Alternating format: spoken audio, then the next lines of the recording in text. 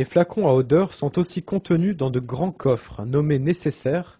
La première mention de ce mot apparaît dans une lettre de la duchesse d'Orléans, mère du régent, datée du 24 mars 1718. Mon fils, écrit-elle, a donné à sa sœur un nécessaire. C'est une petite caisse où se trouve tout ce qu'il faut pour prendre le thé, le café, le chocolat.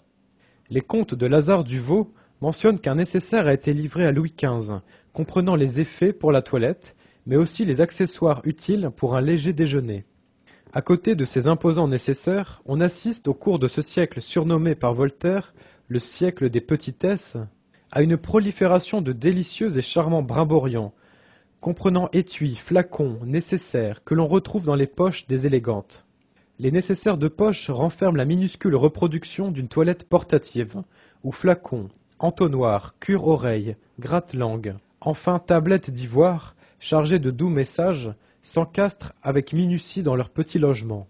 De forme cubique ou chantourée, en pierre, or ou galucha, leur intérieur est toujours doublé de velours ou de soie. Attraits des loteries royales, cadeaux de galanterie, ils sont aussi des objets d'échange entre les diverses cours d'Europe. Ce coffre en acajou et en cuivre, réalisé par Palma, ébéniste à Paris, comprend une cinquantaine d'objets, dont des flacons de toilette, des boîtes à poudre et des pots à onguents, mais aussi des pièces en porcelaine décorées de la manufacture d'Outrequin de Montarcy.